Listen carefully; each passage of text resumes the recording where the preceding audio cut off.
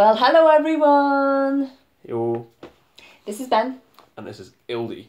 And we are here, the Multi-Fandom K-Pop Academy React Together channel, to discuss BTS's new album. And we are reviewing every single song separately, just to make sure that we capture the stuff that we notice, but you're going to notice much more. So do let us know in the comments. And we are going to get into Airplane Part 2. Have you heard J-Hope's mixtape, by the way? Like, have you listened to it? I think I listened to it once, but I wasn't really that into it. Yeah. It wasn't my thing. What sort of things are you into, by the way, just so the viewers know?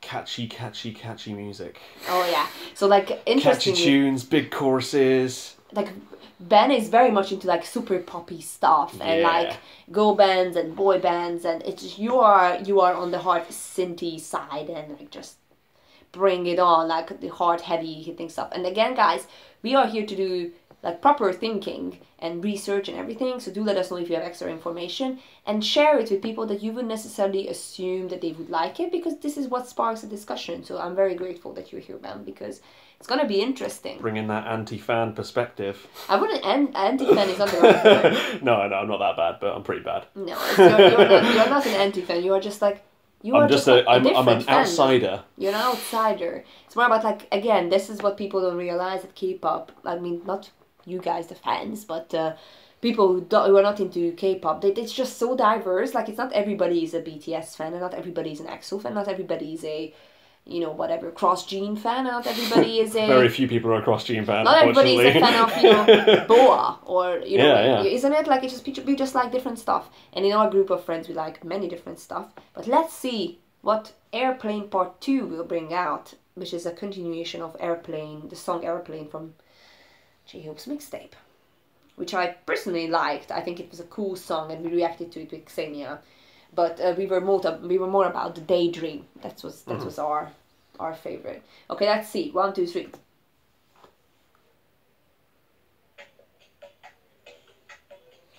I remember listening to this.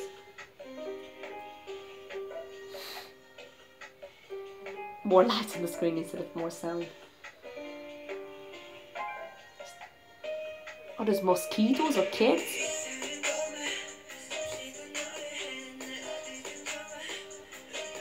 I don't know the lyrics, guys.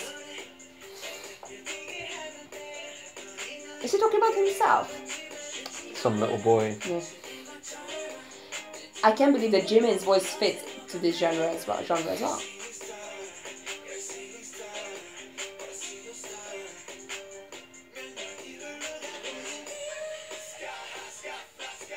This is what makes the song for me. This kind of rap breakdown.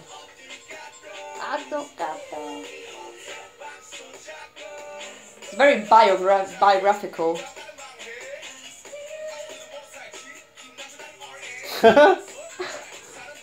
Is it 25? Yay! I'm 26!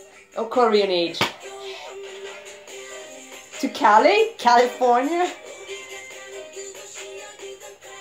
Well, the BBMAs, by the way, they celebrated in their own hotel. They didn't go to any after parties. They saw the fans. Although they were invited very much to anything. But again, it's weird because it can feel like a token. Just like, oh, we have him. You get what I mean? Yeah. They will bring the social media views.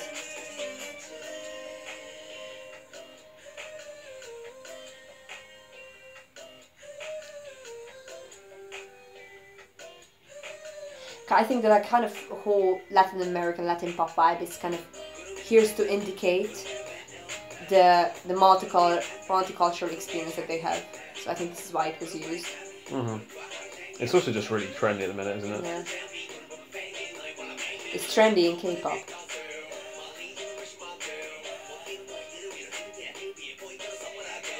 You give me those mileage points, that could be useful, please. We need a ticket to Korea, aren't we, Ben? Yeah. How to stop. I like that one. I really like what he inserts. Whoa! Throwing that shade, boy. Oh yeah, Sugar is great at throwing shade.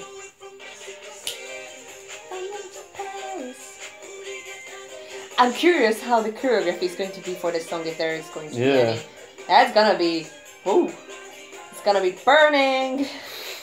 Some people fainting in the, you know, whatever row that I can buy a ticket for.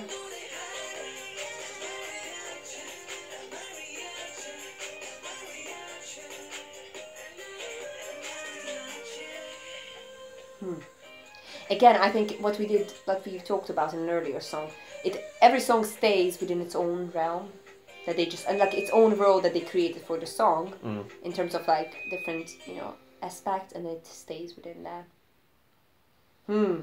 Favorite part for me, definitely Suga's little inserted, you know, just call out and shades and da, da, da. I think this was very clever. Yeah. You know what it reminded me of the first? I was like, why the Latin pop music? Do you remember Ed Sheeran's previous album? Have you listened to Ed Sheeran's previous album? Which previous album? I think it was which songs did it have on? Oh, X, yeah. No, I've not listened to the whole thing, but I think it has a song which has an Afrobeat vibe. Okay. Afrobeat vibe, and it's just like. There's also one song which is a Latin pop vibe. It's more about like this. The songs are both about like, you know, traveling and you know, and seeing all these countries and having all these different experiences and how he incorporates that into his music. What's interesting for me that it's almost like for a similar reason Latin pop is used, and just like, because it fits with the theme of traveling so much, trying to make sense of it all. So I think you know, that could be like one solution. But what do you think about Latin pop coming into K-pop more recently? We reacted Lo Siento, guys, if you guys are interested to watch it, and we were interested and surprised. So what do you think about that? I think it's a bit cliche.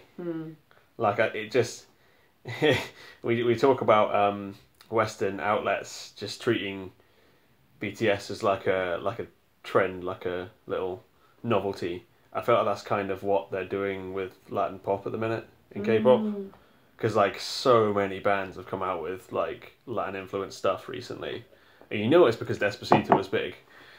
I don't think it's purely a reason. It's more about like just the I think Latin pop has a similar sense. Like, by the way, guys, like I was telling to a flatmate of mine, we are at like where I live here in Oxford, and the Oxford Squad.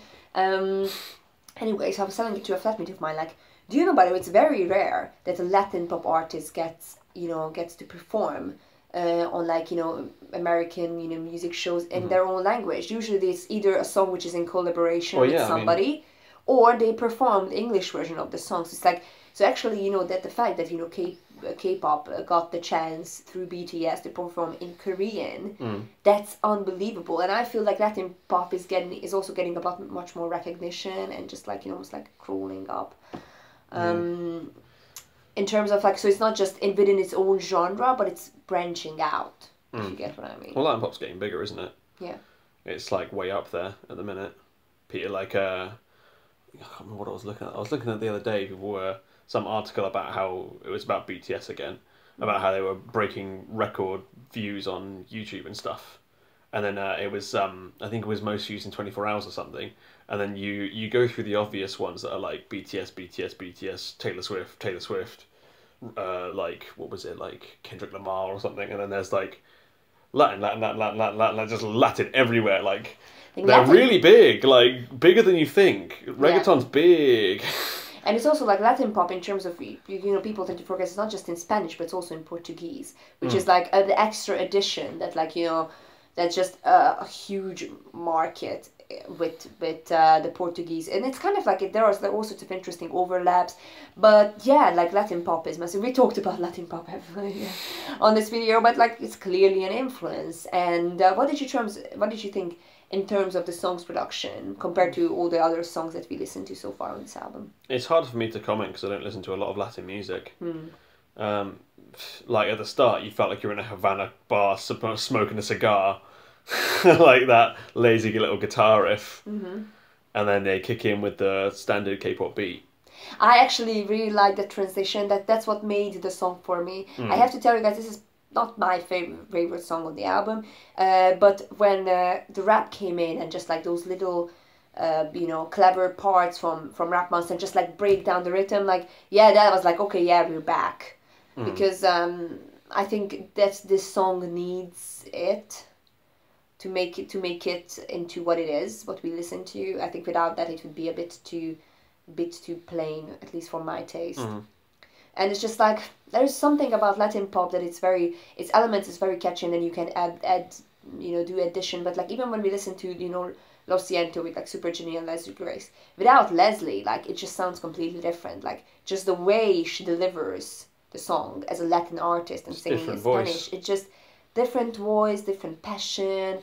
Like her rhythm is different compared to K-pop, and so I think it's very authentic, and yeah, it's something that we need to handle with care. It's almost like. I want to pick up on something you said there, where you said without that little rap monster call and response type thing, it would have been really plain. I think you could make the argument that K-pop's gotten more plain this year, in general, because a lot of the big songs are like. I mean, I'm going back a bit to like early this year, but think of like Icon Love Scenario and Red Velvet Bad Boy, stuff like that. A lot of stuff is sounding kind of like that this year, where it just has like a solid little like bass to go over, a nice little piano riff or whatever, and they just kind of repeat it and just keep going and going and going. And like that's actually what I'm finding a lot with this album, is that most of the songs are following that, where they find one good little like riff and they just kind of repeat it and sing and rap over it. And like it's kind of a personal taste thing for that, I guess, because it can work really well and it can work really badly.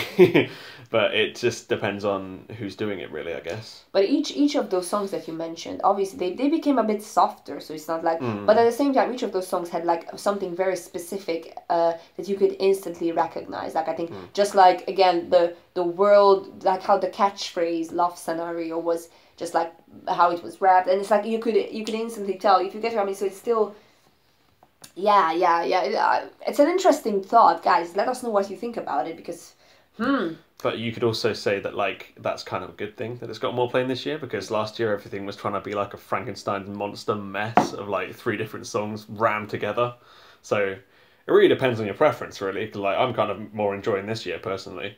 And it's also interesting to see like how each band is changing, because like it's something that it's very hard, for people who are not into this world to wrap their head around, that like the concept change, like small tiny detail. We were watching a BTS video, when they did the red carpet thing on the Billboard Music Awards, I was like so surprised like how about the look, and I was like, okay, this doesn't necessarily fit with the the song concept. And then they went and they then kind of went full K-pop mode on the live performance. I was like, these people are seeing the contrast here, but it's hard to wrap their head around the concept changes, if you get what I mean. So I'm very much looking forward to what the later releases and later comebacks will bring this year, because like we are kind of in the middle of the year, right? So I'm curious. It's been a strong start, personally. I think. Yeah, and it's also like, but. Okay, that's like a different topic, but for example, I felt that, 101, who is like a massive, boy band, 101's first album was very strong, and I felt the second album was a bit lacking. I agree. Bit lacking, but again, they are going to have a third one, probably like a repackaged thing coming out, and they are doing like all sorts of, mix. So again, we'll see what the rest of 2018 will bring in terms of K-pop, and what will this album bring to us, because we still have a couple of songs to go. Thank you so much for joining, and let us know what you think, and let's discuss and debate and enjoy. So see you soon. Bye everyone.